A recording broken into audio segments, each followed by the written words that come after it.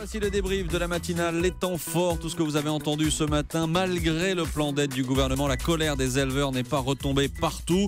Xavier Belin, le président de la FNSEA, était l'invité d'Alexandre Carra à 8h20. Il va y avoir de nouvelles actions, c'est ce qu'a annoncé le patron du principal syndicat agricole. Je pense qu'il y a encore quelques mouvements qui vont se mettre en œuvre là dans les 2-3 jours qui viennent, parce que certains n'ont pas encore bougé et qu'ils ont envie de bouger et qu'ils ont aussi besoin d'exprimer leur colère. Est-ce que ça va pas un peu trop loin à certains moments? Alors, la FNSEA a toujours appelé à la pondération dans les mouvements, ça va de soi. Néanmoins, ce mouvement, il doit pouvoir aussi s'exprimer. Et beaucoup plus que de la colère, il y a vraiment une forme de désarroi et de détresse aujourd'hui. C'est ça que nos concitoyens doivent entendre. C'est ça que les pouvoirs publics doivent entendre. C'est ça aussi que nos partenaires de la filière doivent entendre. Il n'est pas normal aujourd'hui qu'il y ait un maillon qui soit en grande fragilité quand les autres, finalement, peuvent continuer à vivre tranquillement.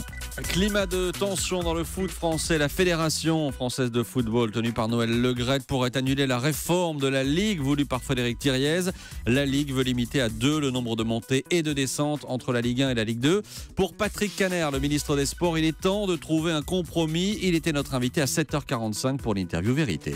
J'appelle à l'apaisement. Je considère qu'à un an de l'Euro 2016, c'est pas très bon en termes d'image. Nous avons là 2 fortes autorités, 2 caractères bien trempés, 2 défenseurs avec des idées différentes du foot français. Je les appelle à se réunir. Je souhaite vraiment qu'il y ait un accord, parce que passer devant le Conseil d'État, comme l'imagine Frédéric Thiriez, contre une éventuelle décision de la Fédération, c'est quand même pas très bon pour l'image du foot français. La sécheresse s'étend. 52 départements sont ce matin touchés par des restrictions d'eau. Benoît Hartmann, le porte-parole de l'association France Nature Environnement, était avec nous à 6h45 pour Europe 1 vous répond. Pour lui, l'homme est une des causes de cette sécheresse. On a malheureusement une grande part de responsabilité. En perdant ces zones humides qui nous servent justement d'éponge, donc qui absorbent quand il y a une crue et qui évitent des inondations et qui relarguent très progressivement dans le milieu pendant les sécheresses, en faisant disparaître ces zones humides, on a perdu la capacité du milieu à se reconstituer. Après, la sécheresse du sol due à l'absence de pluie pendant une période donnée, malheureusement, elle est aussi due à l'homme, parce que nous avons provoqué le réchauffement climatique que nous vivons et que donc ces épisodes caniculaires et de sécheresse sont amenés à se multiplier sur le territoire.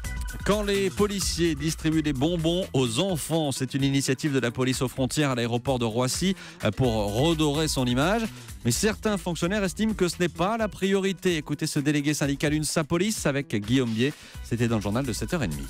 Distribuer des bonbons, ça décrédibilise totalement notre profession. Nous ne sommes pas des confiseurs. Nous avons déjà du mal à faire notre travail correctement. On nous demande d'aller vite, sauf qu'aujourd'hui on est en plan Vigipirate à son plus haut niveau. Nous n'avons pas le temps de distribuer des bonbons et nous n'avons pas à le faire. Alors, face à l'incompréhension de certains policiers qui ont été mis devant le fait accompli, les bonbons seront en libre service et non plus distribués par les policiers. Le temps, selon la direction, d'expliquer à ces fonctionnaires qu'ils peuvent être tout aussi efficaces en étant sympathiques. Voilà pour le débrief de la matinale.